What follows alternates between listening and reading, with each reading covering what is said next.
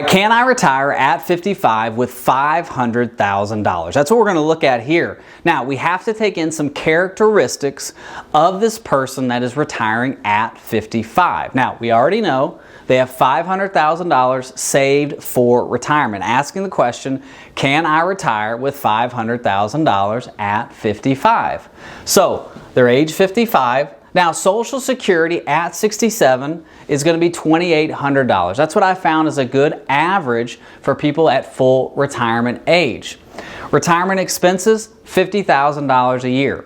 That's the average across the entire United States. It could be different based on where you live. If you're in LA, it's going to be different than when you're in Tampa like me.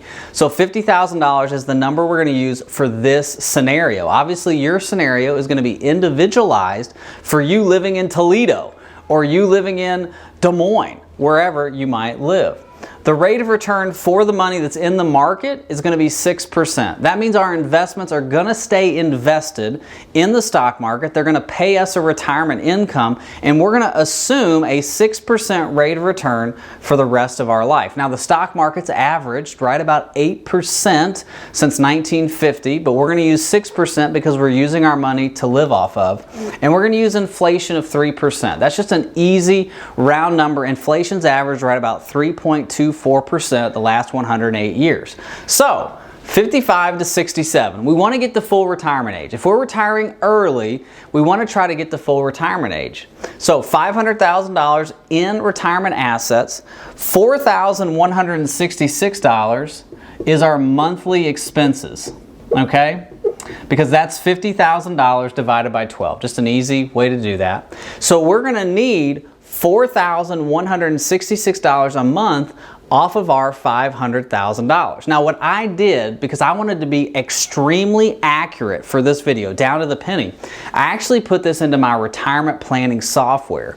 This $4,166 is going to have inflation of 3%, but that's going to be calculated on a monthly basis as well. Normally, when I do a video like this, I calculate inflation on an annual basis, but I wanted to be so exact, so down to the penny, so you can answer the question, can I retire at 55 with $500,000? So this value is going to get inflation on a monthly basis. So $4,166 plus inflation is what we need off of our retirement investments from 55 to 67. We're going to earn 6% in the market, and there's 3% inflation, okay? So how long or what amount of money do we have at 67? Well, unfortunately, in this scenario, we have $0. It actually only makes it about 10 years, from 55 to 65. So, can I retire at 55 with $500,000? No, if your retirement expenses are $50,000 a year. So I come back and I say, okay, how can we retire at 55 with $500,000? Something has to change. We either have to increase the rate of return on the money in the market, we have to either lower inflation, or we have to lower our monthly expenses. I don't necessarily want to go down the risk scale to try to earn more income in the market, so we're going to leave that alone. Inflation's not going down anytime soon, so it's going to have to be monthly expenses. So let's use the same scenario. $500,000, we want to get from 55 to 67. We're going to have a 6% rate of return and 3% inflation. How much money or how much retirement expenses does that have to come down in order to accomplish this? Well, according to the software, again, I wanted to be very, very, very detailed for this. It's $2,500.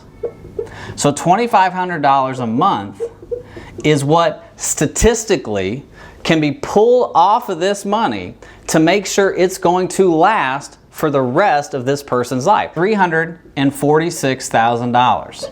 So we've pulled out $2,500 a month plus inflation. We've got 6% on our money in the market, and we're down about, what's that, $160,000 in round numbers, 500 to 346. At 67 though, we're going to have Social Security kick on. That's $2,800.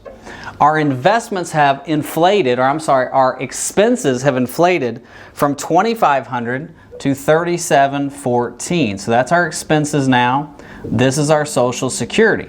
We're still going to get the same rate of return in the market when we're doing the assumption. So 6% and 3% is inflation. So now we ask ourselves, how long is this going to last? And based on inflation calculating on a monthly basis, a 6% geometric rate of return, 3% inflation, this goes to 0 at 95. So we get this person from 55 to 95 if their retirement expenses are $2,500 a month.